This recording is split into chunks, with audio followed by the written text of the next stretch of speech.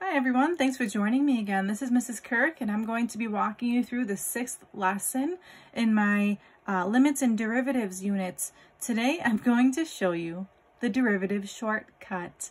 Yesterday for notes and for homework, I asked you to find derivatives with the limit definition. Well, I want to share with you that, with math, sometimes there's a long way to do things and sometimes there's a short way. And today, I'm going to share with you the shortcut. So just like any video, at any point in time, if you feel like I'm moving too quickly, please pause the video so you can get yourselves caught up and go from there. Today for our notes, all I'm going to be using is a pencil or pen. And if you need a calculator, you can grab one, but not necessary. So let's just go over a couple of things about what the purpose of a derivative is. Well, actually, first of all, make sure you're updating your table of contents. We're at 14.6 here, and it's the topic of derivative shortcuts. So definitely add that to your table of contents. I hope you've been keeping up with that. If not, now would be a good time to go back and update your table of contents. All right, so here we go. So this notation stands for the derivative, and the derivative is the slope at a given point of tangency. And we figured that out, I think, one of the first days of the unit when we were learning about what a derivative actually is. It's the slope of a point of tangency, and it's used to find the velocity at a specific time. Now, the second derivative is used to find the acceleration at a specific time. I just wanted to have those couple definitions in our notes, and we'll be looking more into that as the unit progresses. So for my example today, use the limit definition to find the derivative if f of x is equal to 3x squared minus 4x. So this first example is actually a review of what you learned yesterday because it specifically says to use the limit definition. So this would be a great opportunity for you to pause the video and see if you can find the derivative of this using the limit definition. And then maybe fast forward and see if you got it correct. I'm going to go ahead and continue on. When I'm using the limit definition, you want to make sure that you write down the limit as h approaches 0 every single time. I think I stressed that on the 14.5 video. So I'm going to write the formula down. It's the limit of f of x plus h minus f of x all over h. And now I'm going to start to plug in what I know. So it's the limit as h approaches 0. Now again, this f of x plus h, that's telling me to plug in x plus h every time I see an x in the f of x function. So how's that going to look? 3 parentheses, x plus h squared, because it says 3x squared, minus 4 parentheses, x plus h. So all of that was just the first portion here, f of x plus h.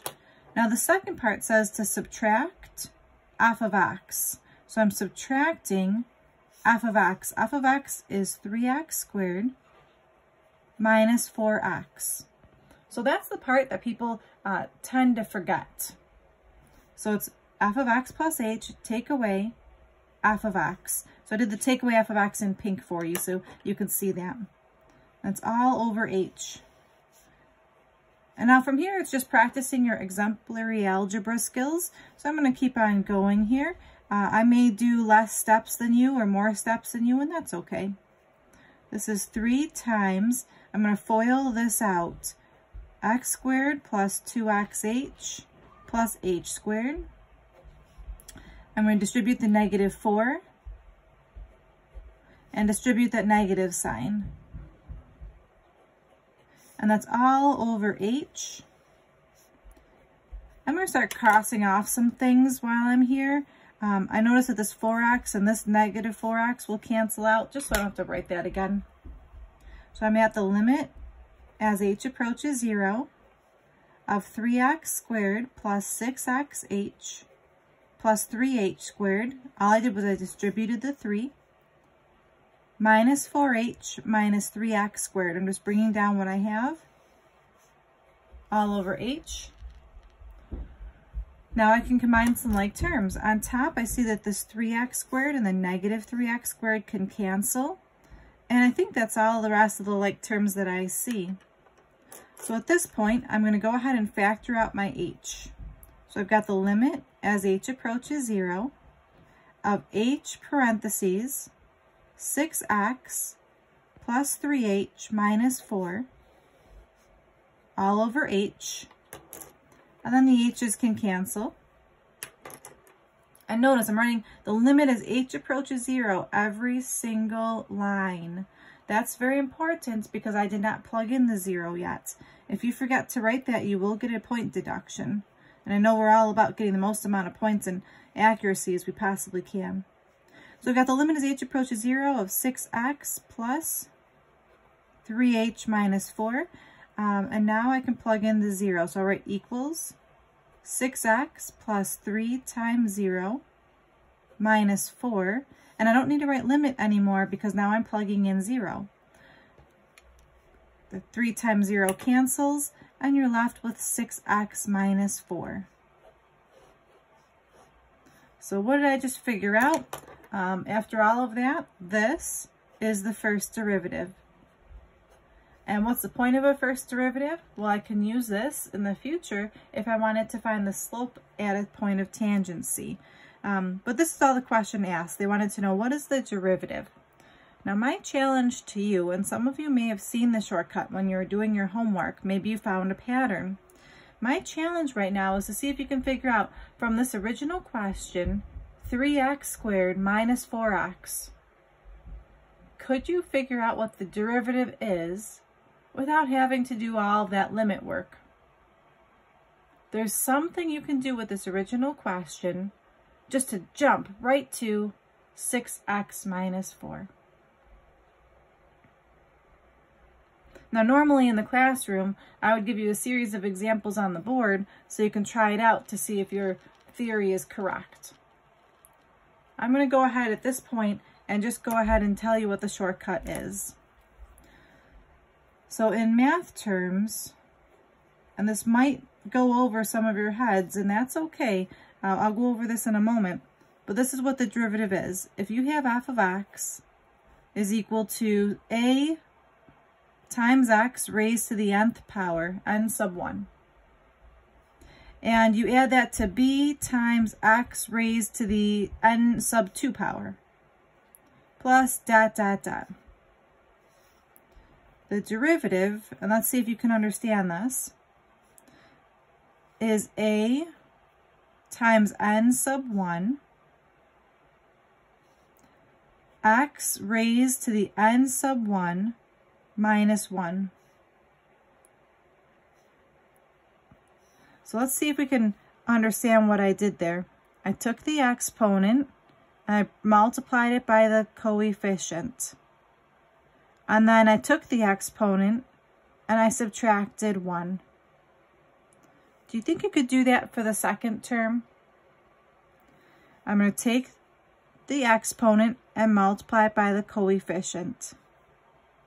I'll bring the x, and I'll decrease the exponent by 1.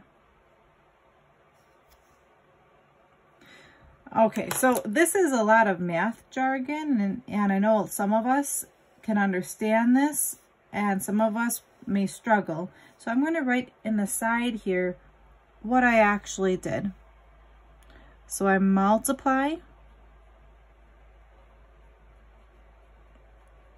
the exponent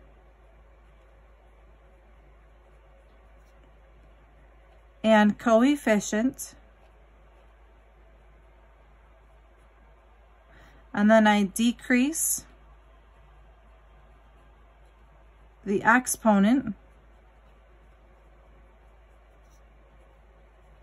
by 1. Let's see if that actually works. Again, maybe you figured that out on your own, and if you did, that's excellent. So if I were to use that shortcut here, if I take the exponent, multiply it by the coefficient, that would be 3 times 2. I'm going to decrease the exponent by 1. Same over here, but what's the exponent? The exponent's really a 1, So this will be 4 times 1, and then x to the 1 minus 1. So this is 6x to the first minus 4x to the 0. And what's anything raised to the 0 power? 1. So this is really 6x minus 4, and it matches my other answer when I did it with the long limit definition. So your challenge today is to do all of these questions now using this shortcut. So here's my last set of examples. Use the shortcut method, leaving exponents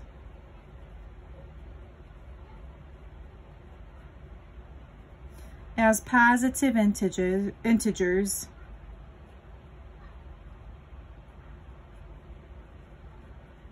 That's going to be the hardest part. The exponents have to be positive integers. All right, so here's my question number 2. F of x is equal to 4x squared plus 7x minus 2. Now I would recommend that you pause the video and give this a try. So take a moment, pause the video right now and give this a try. I'm going to go on. Let's see if you got it right. F prime of x, or the first derivative, I'm going to bring the exponent, multiply it to the number in front, so it becomes 8. X, I'm going to decrease the exponent, so it becomes an exponent of 1. Plus, now remember there's really a 1 here, so 7 times 1 is 7, x to the 0. Now this last one was tricky. Technically, it says x to the 0 right now. So if I were to bring this down, 2 times 0, what's 2 times 0? That's just nothing. So I don't need anything here. If you'd like to put a plus 0, you can. But just to make this look a little nicer, it's really just 8x plus 7. You don't actually need to show this middle step. If you just got 8x plus 7, that's where I want you to actually end up being. And my second challenge here is I want you to find the second derivative now. And again, I'm just going to use that shortcut. What is the second derivative? Well, that just means take the derivative of this answer. Can you pause the video and try it? All right, I'm going to go on. This is really to the first power. So 8 times 1 is 8. This is x to the 0 now. X to the 0 is 1. So I'm just going to write 8. 7. If I take the derivative of a constant, it just ends up to be 0. See, here's the derivative of 2. The derivative of 2 is just 0. So I don't need to actually show any work for that. Here's my second derivative, it's just the number 8. And my first derivative was 8x plus 7. Here's my question number 3. Let's say you have f of x is equal to negative 16x squared plus 144x. All right, so I'm going to ask that you do the first derivative and the second derivative. Okay, pause the video, see if you can do the first and the second derivatives. I'm going to go on in 3, 2, 1. I'm multiplying negative 16 times 2. That's negative 32. I'm decreasing the exponent to be a 1. I'm multiplying the 144 by the exponent. The exponent currently is a 1. 144 times 1 is 144. Becomes x to the 0. X to the 0 drops out. Did you get it right? Negative 32x plus 144? I hope so. If not, hang in there. Now the second derivative. Let's see if you can do this.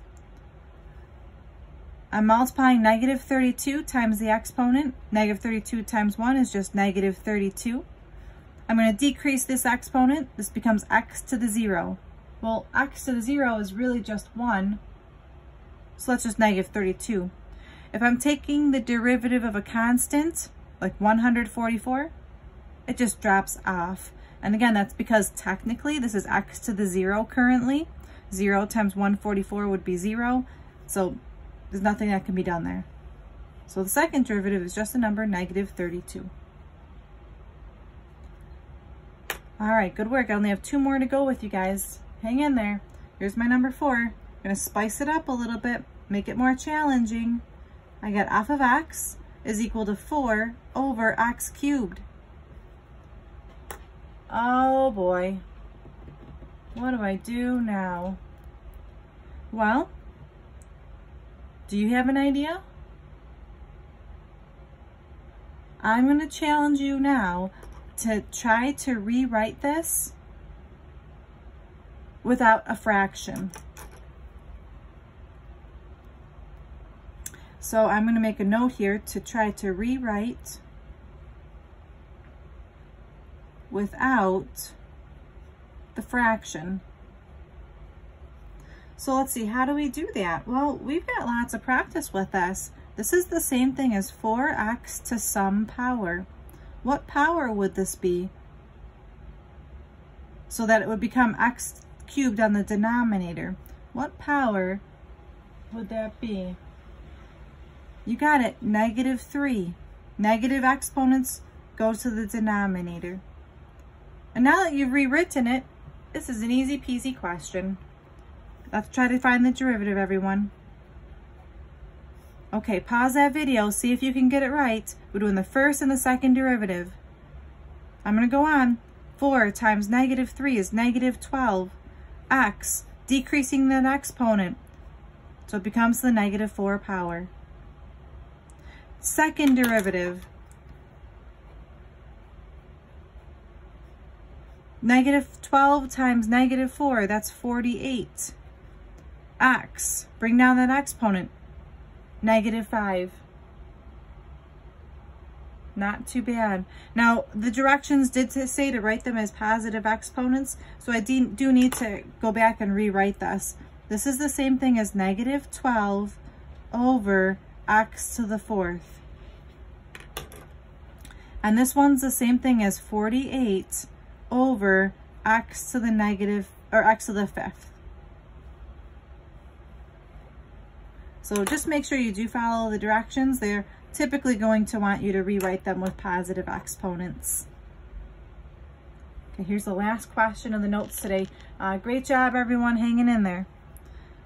Again, let's change it up a little bit, make it more challenging. We've got f of x is equal to the square root of x.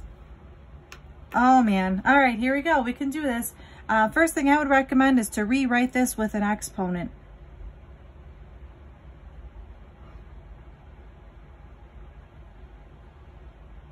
So what exponent really means square root? X to the 1/2.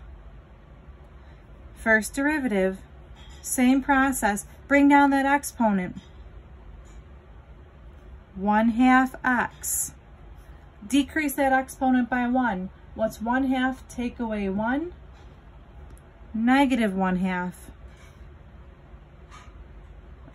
Oh man, all right. Well, here's my problem. I see there's a negative exponent here. That negative exponent is going to tell me it's going to become a fraction. This x is going to be a fraction. So really it's 1 over 2x. Now what does the 1/2 mean? It means square root. So it's 1 over 2 square root of x. Now, typically this year we've learned that if you got fractions with radicals in the denominator, that you want to rationalize this. So I'm going to go ahead and multiply this by the square root of x on top and bottom so that I can rationalize this.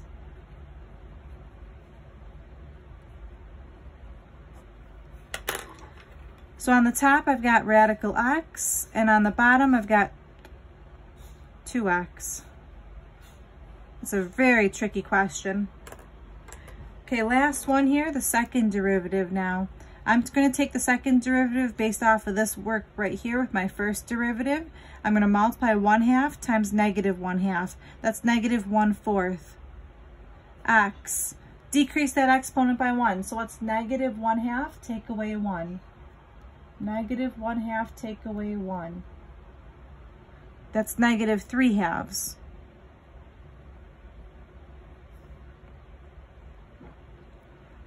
All right, let's try to manipulate this.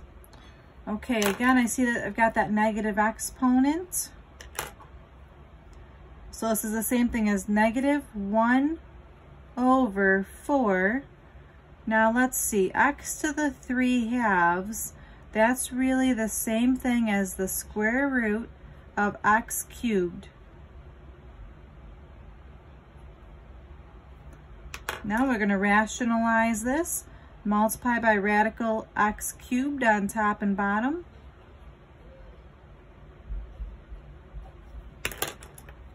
So this becomes negative radical x cubed over 4x cubed. And technically, as I'm doing this, I'm sure some of you realized that the square root of x cubed can be reduced.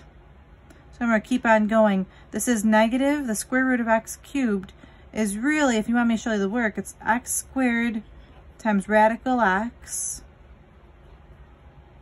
And then the square root of x squared is really negative x. Now, why would I want to do that?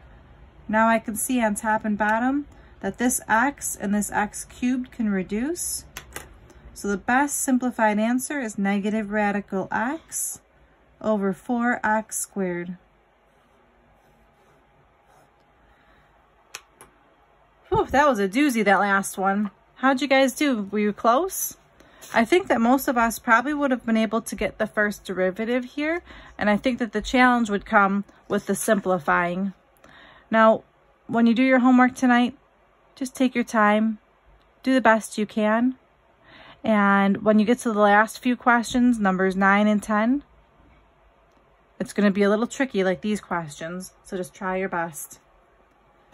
All right, tonight's homework is going to be a worksheet. I'll post that on WITS for you.